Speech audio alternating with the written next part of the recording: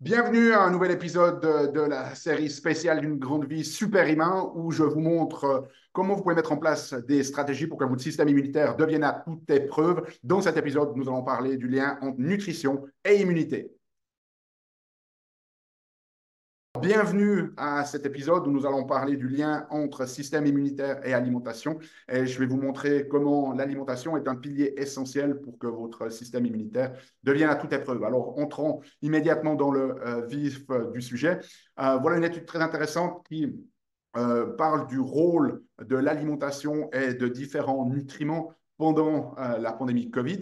Et ce que les auteurs disent, c'est que pour qu'une alimentation soit vraiment propice à notre système immunitaire, mais il faut qu'elle ait un certain nombre de critères. Le premier, c'est qu'elle soutienne le bon fonctionnement du système immunitaire, qu'elle ait un effet bénéfique sur l'inflammation, parce que vous vous souvenez très certainement que ce qui est dangereux dans le Covid, c'est lorsque le système immunitaire s'emballe et déclenche cette tempête cytokinique. Ainsi, cytokines, ce sont des molécules de communication du système immunitaire. Il faut qu'elle ait un effet protecteur contre le stress oxydatif. Bien évidemment, si elle peut réduire aussi le risque infectieux, c'est toujours bon à prendre. Il faut aussi qu'elle protège contre les formes sévères, parce que c'est ça qui est problématique, hein. Plus le fait que de tomber malade, c'est si vous devez être hospitalisé ou que vous êtes à risque de mourir.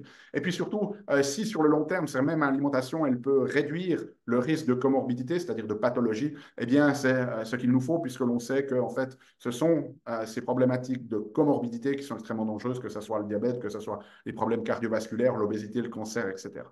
Donc voilà les critères qu'une alimentation devrait avoir. Et là, vous voyez ici le rôle de l'alimentation. Donc, ils ont été évalués ça. Et ici, ils ont regardé le rôle, par exemple, de la consommation de fibres. Il faut savoir que la consommation de fibres, c'est quelque chose d'extrêmement anti-inflammatoire pour les tissus. Ces fibres, elles vont aussi nourrir notre microbiome. Et notamment, le microbiome, en consommant ces fibres, va les transformer en ce qu'on appelle des acides gras à chaîne courte qui vont avoir un effet modulateur sur notre système immunitaire. Donc là, vous voyez le risque très intéressant. Donc, on a la mortalité pour les femmes, la mortalité pour les hommes en matière d'infection et puis le risque de maladies respiratoires pour les femmes et les hommes.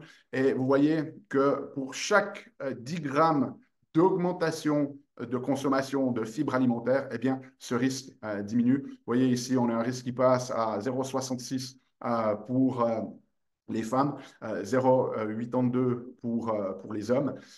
Donc, vous voyez que ça diminue le risque quasiment 34%, ici 28%. Et puis, en termes de développement de maladies respiratoires, le risque est abaissé pour les hommes à 61%, pardon, pour les femmes, 61%, 66% pour les hommes. Donc, vous voyez que déjà rien que le fait de consommer des fibres, ça réduit votre risque et de mortalité infectieuse et même de développer des maladies respiratoires.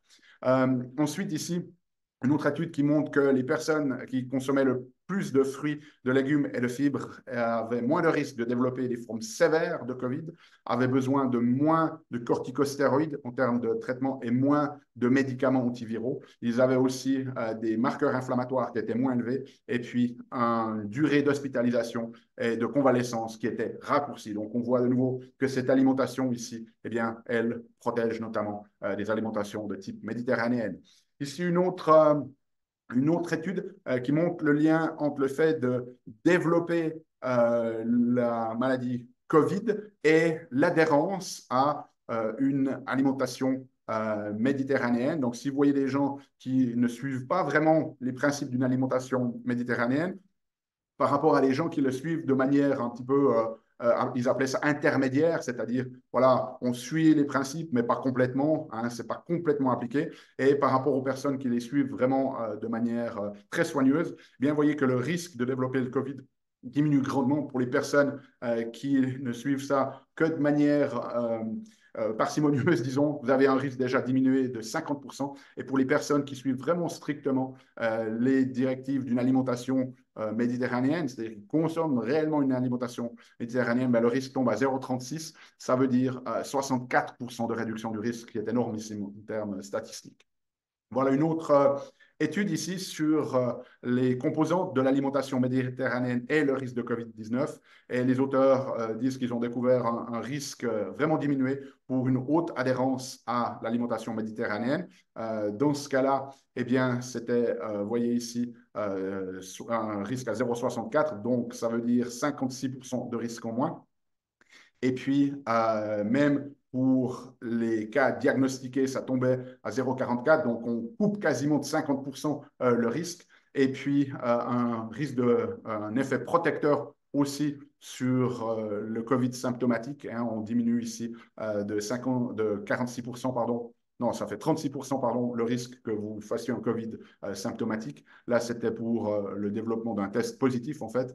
Puis, ce qui est intéressant, c'est que, par contre, la consommation des produits laitiers, lui, augmentait le risque. Et donc, bien que de nombreuses études montrent que les produits laitiers ou certaines formes de produits laitiers peuvent avoir des effets anti-inflammatoires, eh bien, en fait, dans cette étude, on montre qu'au niveau du système immunitaire, ce n'est pas protecteur. Et c'est d'ailleurs une des raisons pour laquelle, dans notre alimentation Resoleo que l'on a développée, on n'inclut pas les produits laitiers, au-delà du fait qu'environ 15% de la population ont une sensibilité.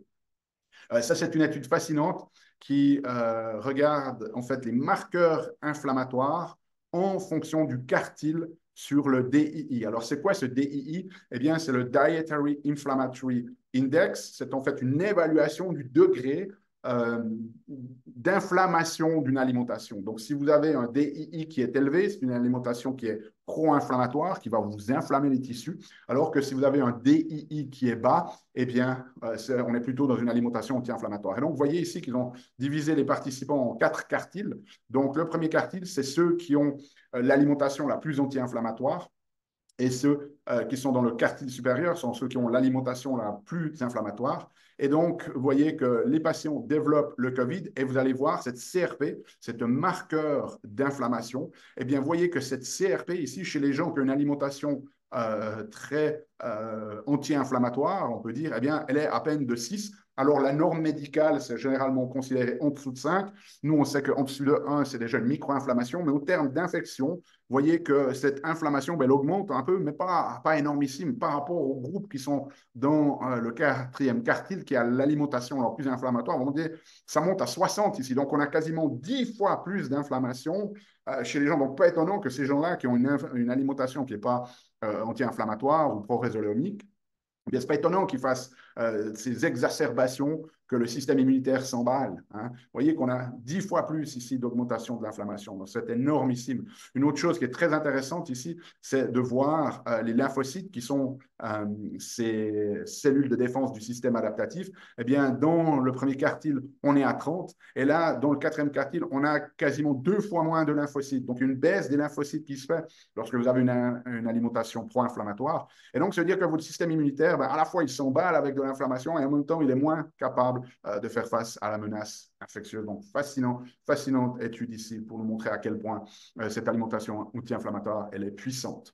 Une autre qui datait de l'époque ici, du COVID en 2020, où ils estimaient la consommation de légumes fermentés ici en Europe et le risque de développer une mortalité COVID. Eh bien, pour chaque gramme par jour augmenté de consommation de légumes fermentés, eh bien, il y avait un risque de mortalité du COVID qui était diminué de 35%. C'est-à-dire que si on prend des populations et que l'on regarde la quantité de légumes fermentés qu'elles mangent, et les populations qui en mangeaient le plus avaient les risques les plus bas de mortalité COVID. Et vous voyez, pour que chaque gramme, c'est 35% de risque de mortalité en moins. C'est-à-dire que si vous en consommez 3 grammes, 3 fois plus, vous avez quasiment 100% du risque qui est abaissé. Donc, c'est énormissime.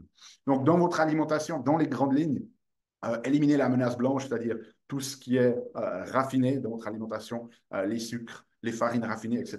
Manger une bonne diversité de légumes, au moins 13 légumes différents par mois au minimum. Manger 10 à 12 services de légumes, oui, c'est plus que les recommandations sanitaires, mais ça va vraiment être très, très important. Une alimentation qui va être riche en oméga 3, riche en épices anti-inflammatoires, riche en produits fermentés, 30 grammes de fibres au minimum, appliquez la règle des 5, c'est-à-dire que lorsque vous allez acheter n'importe quel produit, vous prenez la quantité d'hydrates de carbone, vous la divisez par la quantité de fibres, et si vous avez, mettons, il y a 30 grammes d'hydrates de carbone et 5 grammes de fibres, 30 par 5, ça vous fait 6. Si vous êtes au-dessus de 5, eh bien, c'est considéré pour nous comme du sucre. Donc, si le produit est en dessous de 5, c'est un produit qu'on peut considérer complet où les bénéfices des fibres vont dépasser les effets négatifs sur les hydrates de carbone. Et si vous êtes en dessous de 5, considérez-le comme un sucre. Faites un challenge des 50. C'est quoi un challenge des 50? Ben, c'est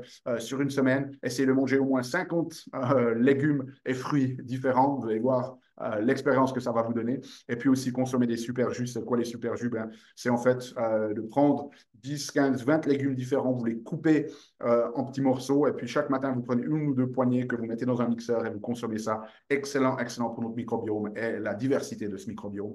Et puis bien évidemment, si vous ne voulez pas vous prendre la tête, que vous voulez qu'on vous accompagne, qu'on vous guide avec notre alimentation Résoléo, ça sera avec plaisir. On va mettre un lien pour que vous puissiez y accéder si ça vous intéresse. Je vais vous donner le même lien en fait de l'offre que l'on a pour nos propres patients. Et donc, c'est une alimentation où tout est intégré, vous n'avez qu'à suivre les recettes et tous ces principes-là sont déjà appliqués à l'intérieur. Donc, voilà pour ce lien entre l'alimentation et notre système immunitaire. Si vous avez des questions, n'hésitez pas à les laisser. On se retrouve la semaine prochaine. D'ici là, souvenez-vous, aimez la vie, émerveillez-vous et contribuez chaque jour un petit peu plus.